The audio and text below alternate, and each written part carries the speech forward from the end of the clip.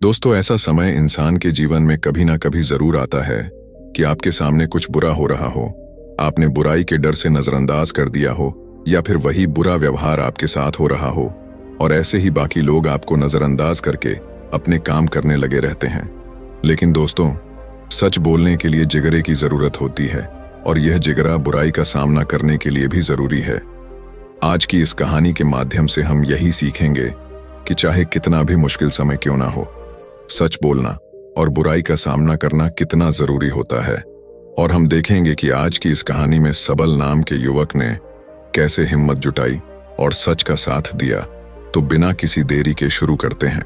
दोस्तों, एक बार की बात है, एक नगर में एक सबल नाम का युवक रहता था जो बहुत ही अच्छा था, जिसका स्वभाव बहुत ही सीधा और मन बहुत ही सरल था।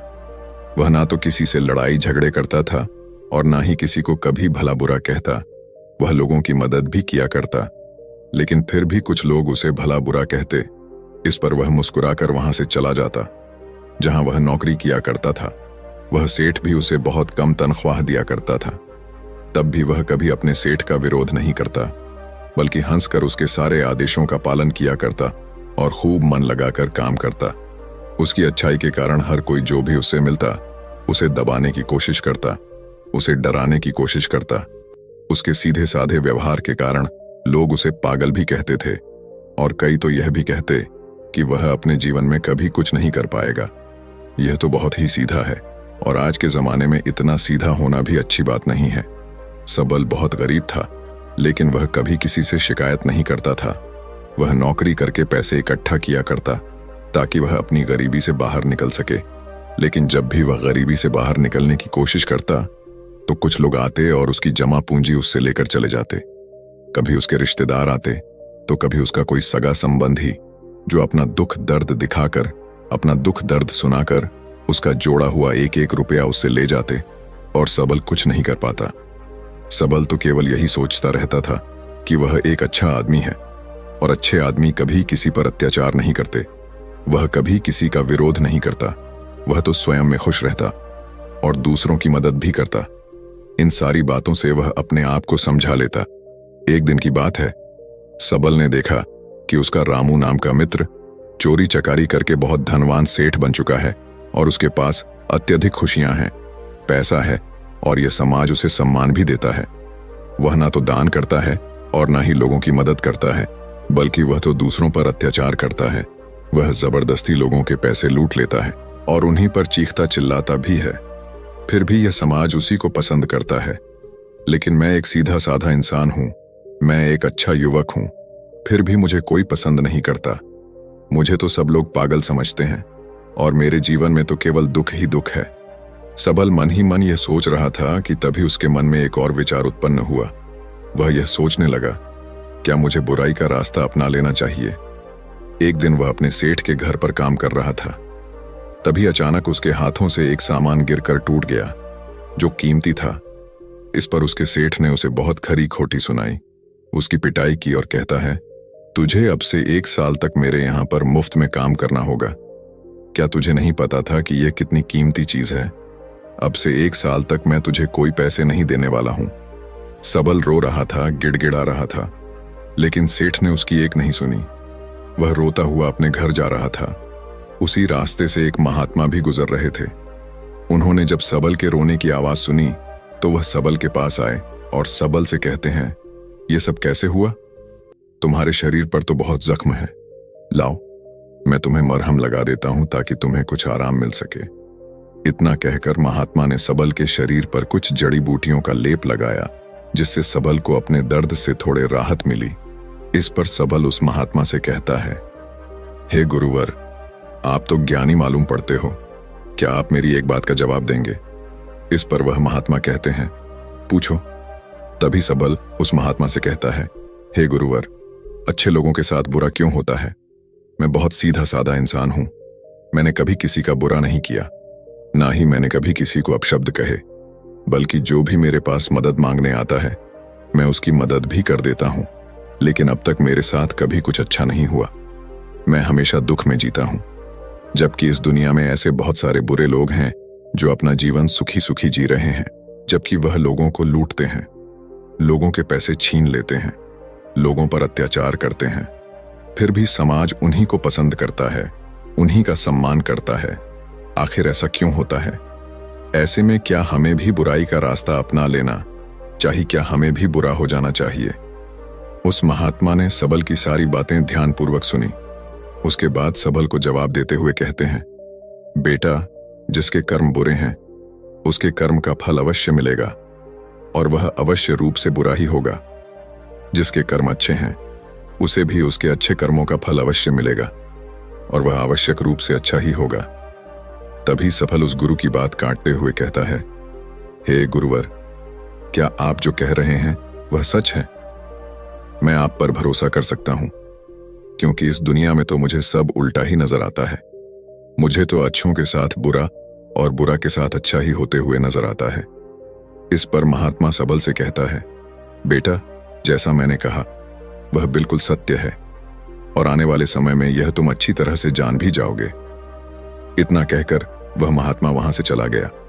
सब वहीं पर कुछ देर बैठा रहा और उस महात्मा की बातों पर विचार करता रहा और वह यह सोच रहा था, चलो, मेरे पास धन दौलत ना सही, रुपया पैसा ना सही, समाज का मान सम्मान ना सही, पर मैं एक अच्छा इंसान तो हूं और मेरी अच्छाई का फल मुझे कभी ना कभी तो जरूर मिलेगा। इतना सोचकर वह वापस अपने घर लौट गया। कुछ दिनों बाद सबल जंगल के रास्ते से अपने सेठ के घर जा रहा था। तभी रास्ते में राजा के सैनिकों ने उसे घेर लिया। उसके चेहरे पर काला कपड़ा डाल दिया और उसके हाथ बांध दिए और फिर उसे धक्के मार मार कर वह उसे ले जाने लगे।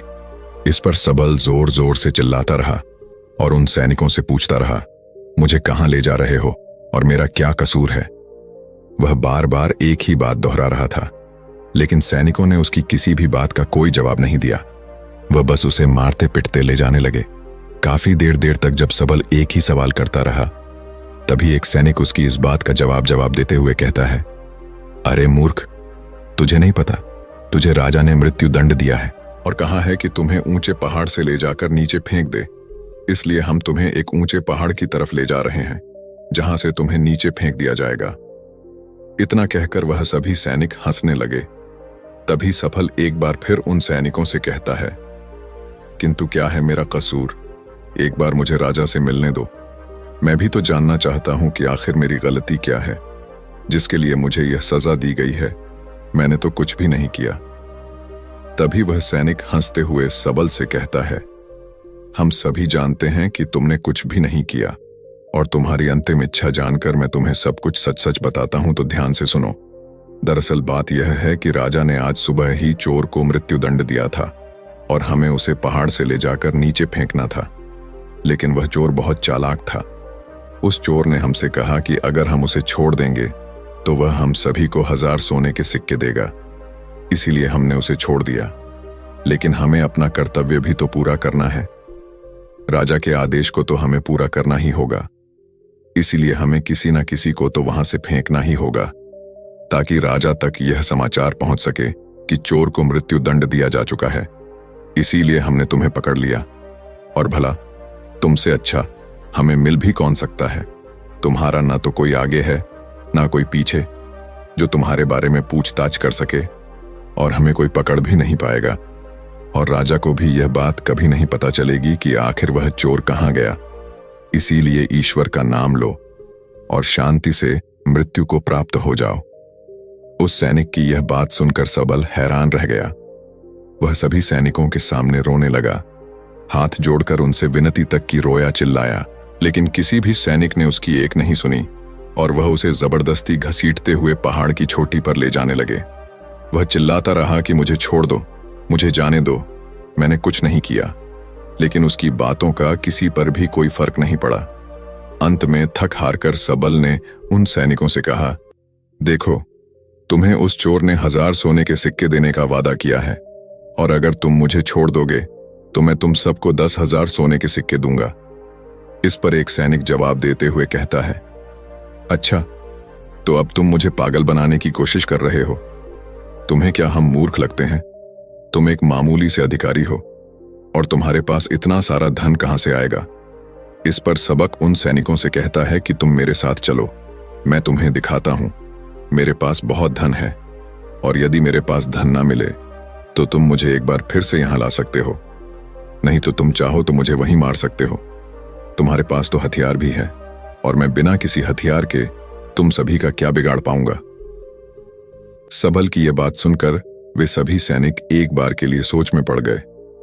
उन सभी ने आपस में मिलकर विचार किया और सबल से कहा, ठीक है, हम तुम्हारी बात मान लेते हैं, लेकिन मेरी एक बात याद रखना, यदि हमें धन ना मिला तो हम तुम्हें वहीं पर मार देंगे। चलो हमें दिखाओ, वह धन कहां पर है। इस पर सबल कहता है, उससे पहले मेरी आंखों से यह काला कपड़ा तो हटाओ, इसके बिना मैं आपको रास्ता कैसे दिखा पाऊंगा। उन सैनिकों ने सबल की बात मान ली और उसके सर पर से वह काला कपड़ा हटा दिया गया।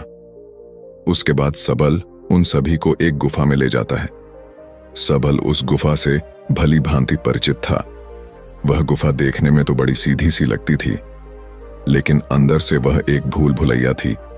जो भी उसके अंदर एक बार चला जाता, वहां से बाहर निकलना उसके लिए नामुमकिन था।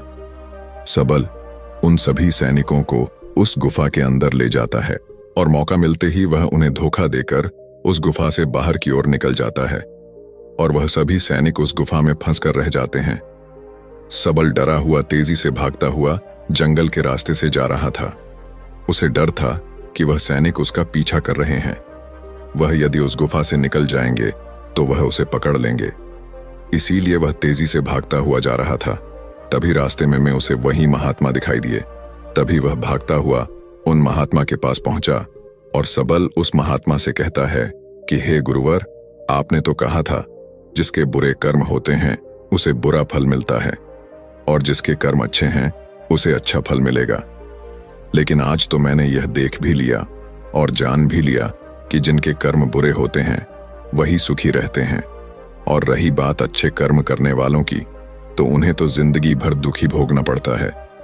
इसके बाद सबल ने अपने ऊपर बीती हुई सारी घटना उन महात्मा को सुनाई और फिर उन महात्मा से पूछता है, अब बताइए, मैंने ऐसा कौन सा बुरा कर्म किया जिस कारण आज मुझे मौत की सजा मिल रही थी, और वह भी ऐसा कर्म जो मैंने किया ही नहीं। इस पर वह महात्मा मुस्कुराते हुए सबल से कहते हैं, बेटा, तुम्हारे कर्म बुरे ही तो हैं, तभी तो तुम्हें यह सब सहना पड़ रहा है। यह सुनकर सबल थोड़ा सा आश्चर्यचकित हुआ और उन महात्मा से कहता है, हे गुरुवर, आप यह क्या कह रहे हैं? मैंने कभी किसी का बुरा नहीं किया, मैंने किसी को आज तक अपशब्द तक नहीं कहे, फिर मेरे कर्म बुरे कैसे हो सकते हैं? मैंने तो कोई भी बुरा काम नहीं किया, ना ही मैंने चोरी की, ना ही किसी से बेईमानी की, किसी को सताया तक नहीं, किसी को भला बुरा तक नहीं कहा, फिर मेरे कर्म बुरे कैसे हो सकते हैं? इस पर वह महात्मा सबल से कहता है, बेटा, अपने हक और अधिकार के लिए ना लड़ना, यह भी तो बुरा कर्म है। जब तुम पर कोई अत्याचार करता है, तुम उसका विरोध नहीं करते, क्या यह बुरा कर्म नहीं है? किसी के साथ अत्याचार ना करना, लेकिन दूसरों के साथ अत्याचार होते हुए देखकर चुप रहना, यह भी तो बुरा कर्म है। सही होते हुए भी चुपचाप रहना, क्या यह बुरा कर्म नहीं है? हम शक्तिहीन हैं, असहाय हैं, हमारी मदद कौन करेगा, यह समझकर असत्य के सामने बार बार झुक जाना, क्या यह बुरा कर्म नहीं है? बुराई में सुख है, यह देखना भी एक बुरा कर्म ही है। तो अब मैं तुमसे सवाल करता हूं, बताओ मुझे, इनमें से कौन सा काम ऐसा है जो तुमने अब तक नहीं किया? उन महात्मा की यह सारी बातें सुनकर सबल चुप सा रह गया। उसे कुछ भी समझ नहीं आ रहा था कि वह उन महात्मा के इस प्रश्न का क्या जवाब दे।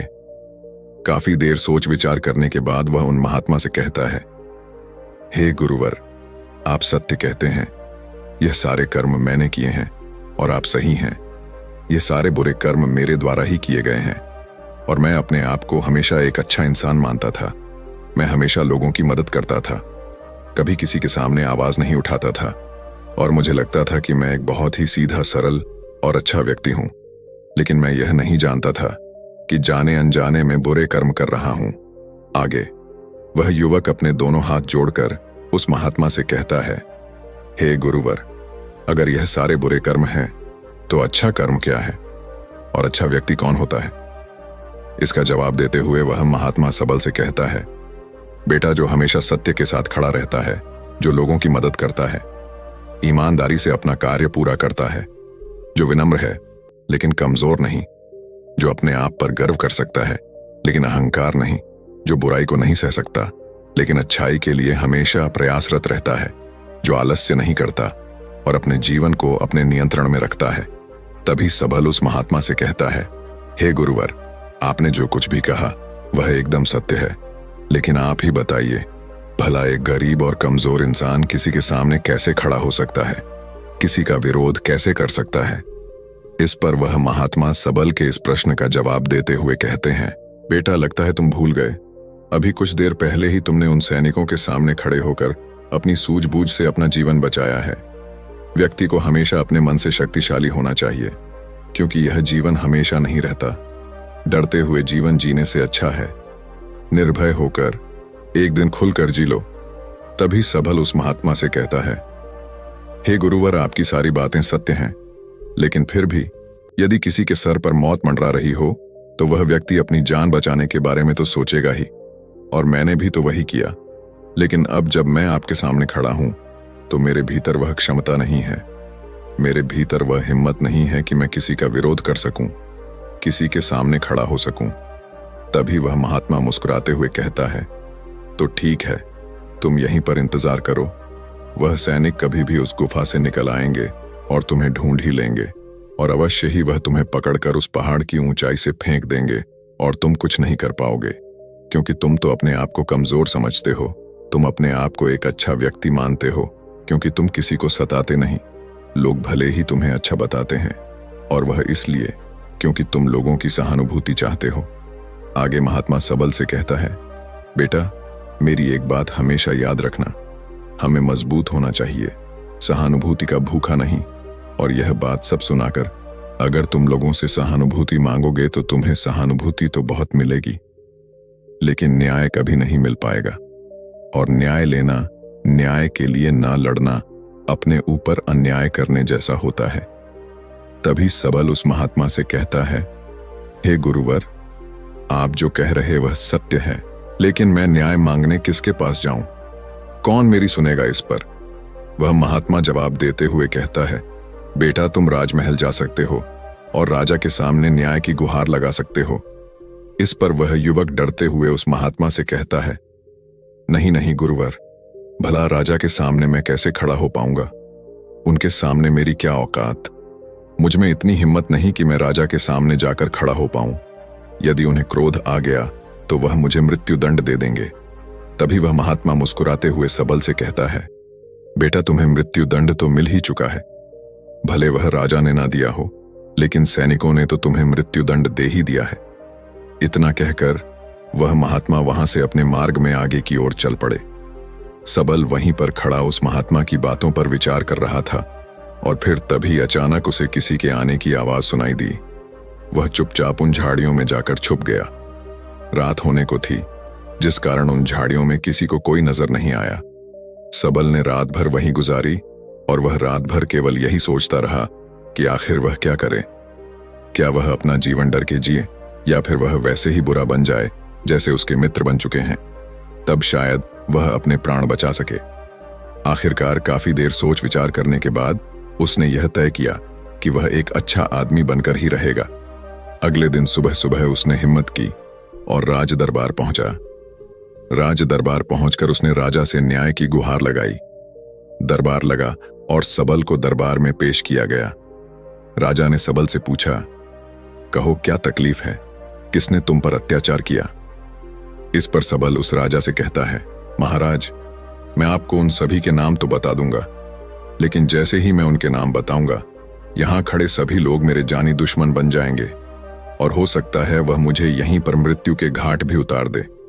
राजा सबल से कहता है, निसंकोच हो जाओ, यह हमारा देश है, यह हमारा राज्य महल है, यहां तुम्हें कोई भी कुछ नहीं कर सकता। तभी सबल राजा से कहता है, महाराज, मुझ पर इस राज्य के राजा ने अत्याचार किया है और मैं उसके अत्याचार का शिकार हूं। राजा अपराधी हैं। इस बात सुनते ही राज दरबार में बैठे हुए सभी लोग अपने आसन पर से खड़े हो गए और सभी ने एक आवाज में कहा, राजन, इसे मृत्यु दंड दे दिया जाए। लेकिन राजा ने उनमें से किसी की भी एक नहीं सुनी। राजा ने कुछ देर के लिए सोच विचार किया और उसके बाद वह राजा कहता है, ठीक है, मैं तुम्हारी बात मानने के लिए तैयार हूं, लेकिन अब मैं चाहता हूं कि तुम अपनी बात स्पष्ट करो। आखिर तुम कहना क्या चाहते हो? यदि तुम्हारी बातों से यह स्पष्ट हो गया कि इस राज्य के राजा ने तुम पर अत्याचार किया है, तो उसे उसकी सजा भी अवश्य मिलेगी, और वह सजा भी तुम ही सुनाओ। राजा की यह बात सुनकर राज दरबार में उपस्थित सभी लोग अपने अपने आसन पर बैठ गए और सबल की बात सुनने के लिए सभी लोग तैयार हो गए। तभी सबल राजा से कहता है, हे राजन, कल सुबह आपने एक चोर को मृत्युदंड दिया था। आपके सैनिकों ने उस चोर को 1000 सोने के सिक्के लेकर उसे आजाद कर दिया, और उसके बदले उन्होंने मुझे पकड़कर पहाड़ी से फेंकने की कोशिश की, लेकिन जैसे तैसे करके मैं वहां से निकल गया। और ऐसा पहली बार नहीं हुआ, बल्कि ऐसा कई बार हो चुका है, और पहले भी कई बार कई गरीब लोगों की मृत्यु इसी प्रकार हुई है। और राजा को लगता है कि राजा ने न्याय किया है, लेकिन वह राजा यह नहीं देखता कि उसके आदेश को पूरा किया जा रहा है या नहीं। क्या उसका न्याय पूरा हो रहा है? नहीं, राजा का किया हुआ न्याय किसी के लिए अन्याय बन रहा है। किसी गरीब के घर का दीपक बुझा दिया जाता है और राजा को इसकी भनक तक नहीं। राजा तो केवल अपने जीवन में मस्त है। उसे अपने महल से बाहर निकलने का समय तक नहीं है। वह बाहर निकलकर आम लोगों से मिलता तक नहीं है, उनकी समस्याओं के बारे में सुनता तक नहीं है। वह तो केवल अपने मंत्रियों और अपने अधिकारियों पर निर्भर रहता है। हे राजन, मेरा राजा तो मुझसे कभी मिला तक नहीं तो मुझसे बहुत दूर है, और मेरी आवाज भी उस तक कभी नहीं पहुंचती। अगर मैं बाहर खड़े उन पहरेदार को कुछ रुपए पैसे देकर अंदर ना आता। सबल की यह बात सुनकर राज दरबार में उपस्थित सभी लोग आश्चर्यचकित रह गए। राजा भी यह बात सुनकर बड़ा अचंभित था। तभी राजा ने मंत्री को आदेश दिया और कहा कि सत्य का पता लगाया जाए। मंत्री ने तुरंत ही राजा के आदेश का पालन किया और गुप्तचरों से पता किया कि आखिर यह जो युवक कह रहा है उसमें कितनी सच्चाई है। कुछ घंटों के बाद मंत्री को यह बात पता चल गई कि सबल जो कह रहा है वह बिल्कुल सत्य है, और उसने यह बात आकर राजा को बताई। मंत्री राजा से कहता है, हे राजन, यह युवक जो कह रहा है वह बिल्कुल 100% सत्य है। जिस चोर को आपने कल मृत्युदंड दिया था, वह चोर तो बाहर घूम रहा था, और हमने उसे एक बार फिर से पकड़ लिया है, और उसने यह कबूल भी लिया है कि उसी ने सैनिकों को धन दिया था ताकि वह उसे जाने दे, और जिन सैनिकों ने वह धन लिया था हमने उन सैनिकों को भी गिरफ्तार कर लिया है। तभी राजा मंत्री से कहता है, उन सभी अपराधियों को राज दरबार में पेश किया जाए। राजा के आदेश पर उन सभी अपराधियों को राज दरबार में पेश किया जाता है। तभी वह राजा सबल से कहता है, हम तुम्हारे अपराधी हैं, कहो आखिर तुम हमें क्या दंड देना चाहते हो? तुम जो भी दंड हमें दोगे वह हमें खुशी खुशी स्वीकार है। इस पर सफल राजा से कहता है, हे राजन, आप इस राज्य के राजा हैं, दंड तो आप ही दे सकते हैं, हम तो केवल निवेदन कर सकते हैं। और मैं आज आपके पास यही निवेदन लेकर आया हूं कि आपको अपनी प्रजा का ख्याल रखना चाहिए, समय समय पर उनसे मिलते रहना चाहिए, और आपसे हम जैसे गरीब लोग सीधे मिल सकें, अपनी बातें कह सकें, ऐसी व्यवस्था करनी चाहिए। इस पर राजा ने मंत्री को आदेश दिया और कहा, मंत्री जी, उन दरबारियों को भी पकड़ कर लाया जाए जिन्होंने इस व्यक्ति से धन लेकर इसे अंदर आने की अनुमति दी। मंत्री ने राजा के आदेश का पालन किया और उन दरबारियों को भी दरबार में पेश किया गया। राजा ने उन दरबारियों को भी नौकरी से निकाल दिया और उन्हें 3 महीने की काल कोठरी में रहने की सजा सुनाई। आगे जाकर राजा सबल से कहता है, मैंने तुम जैसा निर्भय व्यक्ति आज तक नहीं देखा। तुम ईमानदार भी हो, सच्चे भी हो, और तुम जैसे व्यक्तियों की हमारे समाज में बहुत आवश्यकता है, क्योंकि मुझ जैसे राजा को भी आज तुमने आईना दिखा दिया है। आगे वह राजा सबल से कहता है, इसलिए आज से मैं तुम्हें इस राज्य का मुख्यमंत्री घोषित करता हूं। इस पर सबल कहता है, नहीं नहीं महाराज, मैं तो बस अपनी विनती यहां पर लेकर आया था। आपने मेरी बात सुनी, बस इसी सी में मैं खुश हूं। इतना कहकर सबल ने राजा को प्रणाम किया और वापस अपने घर लौट गया। देखते ही देखते सबल का नाम पूरे राज्य में फैल गया। सब उसे जानने लगे, उसे पहचानने लगे, और सबल केवल एक ही बात कहता था, अच्छे कर्मों का फल हमेशा अच्छा ही होता है, बस हमें बुराइयों से नहीं डरना चाहिए। हमें तो बिना डरे सच का सामना करना है। दोस्तों, इस कहानी के माध्यम से मुझे उम्मीद है कि आपको यह समझ में आ चुका होगा कि अच्छा होना क्या होता है और एक सच्चा व्यक्ति कैसे बनता है।